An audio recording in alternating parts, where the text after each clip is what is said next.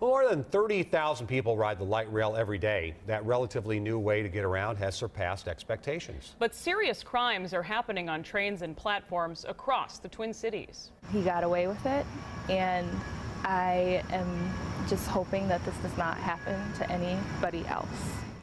A man beat and robbed Brianna this spring near a light rail station in South Minneapolis. She doesn't want us to use her last name because no one has been arrested for her attack. We looked into which stops are most dangerous, and police said just doing a better job of tracking crime near the light rail may make stops safer.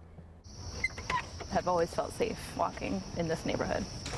It's a walk Brianna took countless times before. It was about 4:55 in the morning.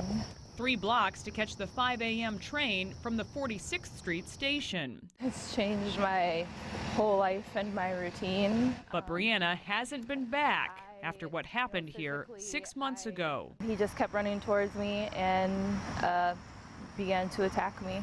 On the sidewalk under a street light, just steps away from her stop, I said, "Just take my stuff. Please leave me alone." a man robbed and beat Brianna.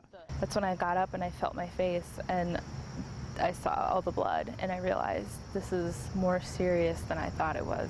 Initially, I really thought he was trying to kill me because he wouldn't stop. She got 5 stitches for cuts to her face and ears from sharp rings she believes her attacker wore that morning. After Brianna's attack, we wondered about the safety of light rail trains and the areas that surround the stations. We waited for months to see Metro Transit's data after the police agency told us it didn't keep crime reports in a centralized, searchable system. When we did get the data, we found police calls for fights, weapons, and much more serious crimes. The largest numbers were along the Blue Line in Minneapolis. At the Lake Street Midtown station, 858 incidents were reported in a 6-month period. Nearly half were citations to people not paying their fares.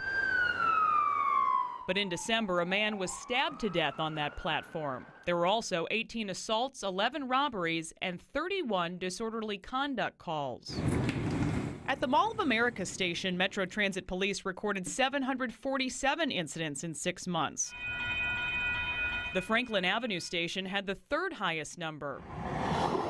564 incidents were reported at the Downtown East station by the Vikings' new home.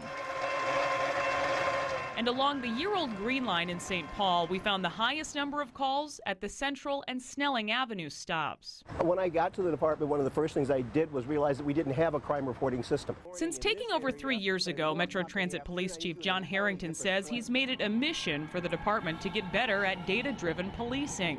A new system now tracks where and what crimes police can help prevent. By the numbers, Chief Harrington says more crime is reported on buses than the light rail line. And the busiest transit stations see the most trouble. Is the light rail safe? The light rail system is a very safe place, and it's only getting safer. Metro Transit has added dozens of new officers this year to patrol the new stations in St. Paul. 10 cameras also roll on trains. At least that many record activity at the busiest platforms along the line. I thought there would be cameras all over here. In Brianna's case, cameras didn't reach far enough to capture her attack. Hers is one of nearly 350 incidents at the 46th Street station. She'd like to see more police on patrols. When I would come out here, it almost feels like you're fending for yourself. Brianna told us she's close to being ready to board again.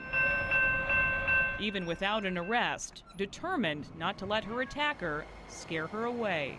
He got away with it, and I am just hoping that this does not happen to anybody else. Metro Transit police want light rail riders to say something if they see something suspicious. There are also call boxes on platforms to reach police right away.